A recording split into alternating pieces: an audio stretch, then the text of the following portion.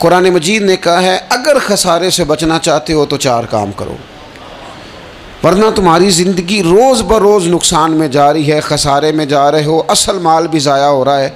ये 4 बातें अगर तुम अपने अंदर पैदा करने में कामयाब हो गए तो तुम खसारे से बच गए। कौन कौन सी? इल्लल्लज़ीना आमनू,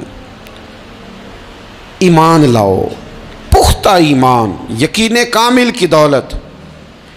युमिनूना बिलगैब, गैब पर ईमान, ताकतवर किस्म का ईमान, ऐसा ईमान कि जो इंसान को इतना पुख्ता कर दे कि उसके लिए नेकी के रास्ते पे चलना आसान हो जाए और बदी से खुद ब खुद उसकी तबीयत उचाट होने लगे। पुख्ता ईमान हो, मजबूत।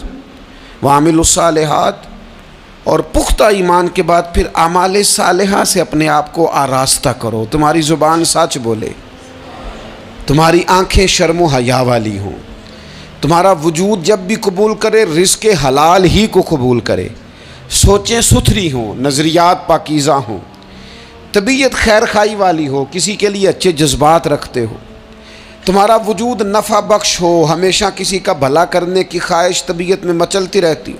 अमाले सालिहा से अपने आप को आरास्ता करो। सौम व सलात की पाबंदी हो, नमाज का ख्याल हो, नमाज के क़याम का ख्याल हो, ज़ाहिरी बातनी आदाब के साथ अल्लाह के हुजूर इबादत के लिए हाजिर होना तुम्हारा जज्बा हो। ईमान और अमाले सालिहा, ये 2 खूबियाँ। वतवासौ बिलहक़, फिर एक दूसरे को ना हक़ की ताकीद भी करो। निरा बैठ नहीं जाना नेक अमाल करके। हक़ ने की हैं तेरे ज़िम्मे दोहरी ज़िम्मेदारियाँ, खुद तड़पना भी है, औरों को तड़पाना भी है। निरा तूने खुद ही नहीं तड़पना, तेरी ज़िम्मेदारी ये है कि किसी और को भी तू तड़पाए। वतवासौ बिलहक़, ताकीद हक़ करनी। हमारे अंदर ना एक बहुत बड़ा मसला है। 2 हुक्म है शरीयत के, एक है अमर बिल मारूफ़, एक है नही अनिल मुनकर। नेकी का हुक्म देना और बुराई से मना करना। मैंने देखा है कि बड़ी कमज़ोरी पाई जाती है, नेकी की बात लोग फिर भी कर लेते हैं, लेकिन नही अनिल मुनकर,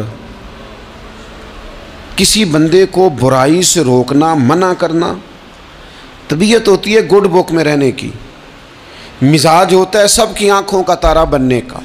अपने घर के अंदर भी इतनी जुर्रत का मुजाहरा नहीं करते कि गलत को गलत कह सकें, हक बात की तायीद कर सकें, ताकत ही नहीं होती। ऐसी अजीब सियासत सिखा दी गई है कि हर शख्स एक अजीब रंग में अपनी ज़िंदगी बिताना चाहता है। कुरान मजीद कहता है खसारे में चले जाओगे अगर कलिमा हक तुम्हारी ज़ुबान पर नहीं आता। अगर कलिमतुल हक अदा करने की तुम्हारे अंदर ताकत नहीं है तो तुमने ज़ाया कर दिया सारा वक्त। हासिल क्या किया? कहें कहें अगर अपनी बरादरी, अपना कबीला, अपना ख़ानदान किसी मौके पर गलत है और सामने कोई कबीला ठीक है तो आप तायीद करें सामने वालों। आपके अंदर ये अखलाकी जुर्रत होनी चाहिए कि गलत को गलत कह सकें और सही को सही कह सकें। नबी अकरम अलैहिस्सलाम ने फरमाया तुम में से जो बुराई देखे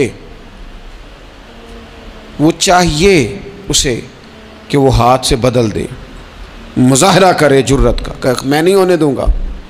और फरमाया इतनी ताकत ना हो तो ज़ुबान से ही कह दे, ऐलान करे बुराई के ख़िलाफ़। और फरमाया ये भी ना कर सके तो दिल में ही बुरा जान ले, ज़ालिका अदाफुल ईमान, ये कमज़ोर ईमान की अलामत है। तो हक बात का मिजाज, ओ जी मैं बस जी मैंने अपनी कब्र में जाना है। और मियाँ आपके ज़िम्मे अल्लाह ताला ने कानून लगाया है, कुंतुम खैरा उम्मतिन उखरिजत लिन्नास तअमुरूना बिल मारूफ व तनहौना अनिल मुनकर। तुमने लोगों को भलाई का हुक्म देना है और बुराई से मना करना है। गलत काम हो रहा हो तो आप गलत को गलत ही नहीं कहेंगे।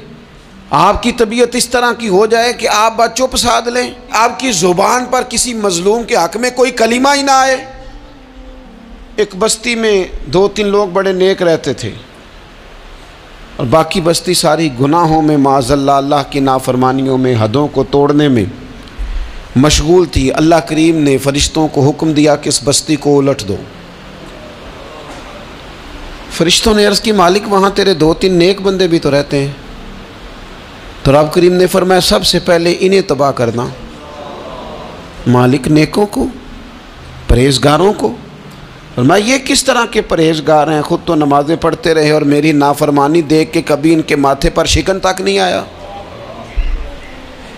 कभी इनकी तबीयत पर बोझ नहीं बना कि लोग दीन की हदें तोड़ रहे हैं मैं कम से कम ज़ुबान से ही कह दूँ। न कभी सोचा ही नहीं कि शरीयत इस्लामिया को सरे आम पामाल किया जा रहा है और कोई कलीमा इनकी ज़ुबान से अदा नहीं हुआ। पहले इन लोगों को तबाह करना खुद तड़पना भी है, औरों को तड़पाना भी है। अपनी ज़िंदगी में हक कहने का मिजाज पैदा करें, किसी को रोकें कि मियाँ यहाँ तो गलत है। हमसे लोग मशवरा लेने आते हैं, हम हाँ में हाँ मिला के गुजर जाते हैं। अगर आपको महसूस हो ना कि सामने वाला बंदा जो आपके पास बैठा है वो बात दुरुस्त नहीं कर रहा, तो ये जुर्रत पैदा करें, अगरचे हिकमत से कहें, दानाई से कहें, अच्छे जुमलों का चुनाव करके कहें, लेकिन उसको कहें, उसको समझाएं कि यहाँ तू भी गलती पे है। और गलती दलेर लोग माना करते हैं, दलेर लोग। बुज़दिलों ने भी कभी गलती मानी है? बुज़दिल तो अपनी गलतियों पे दलीलें देते हैं, नहीं मेरा ये मतलब था, नहीं मैं ये। बुज़दिल सारी ज़िंदगी कहते हैं मैं नाकाम हुआ फलाने की वजह से, मैं पीछे रह गया फलाने की वजह से। ओ खुदा के बंदे, तू बुज़दिल है इसलिए तो नहीं। अगर तू ताकतवर होता तो कम से कम अपनी गलती तो अपने खाते में डालता। तो अपनी गलतियां भी किसी के खाते में डाल रहा है, ये बुज़दिली है। तो फरमाया ईमान लाएं, अच्छे अमाल करें और हक बात की ताकीद करें। अच्छा, जब हक बात की बात करेंगे तो ये हो नहीं सकता फिर तकलीफ़ ना आए, फिर मुखालफत ना हो, फिर सारी दुनिया ठीक है, ये मुमकिन नहीं होता।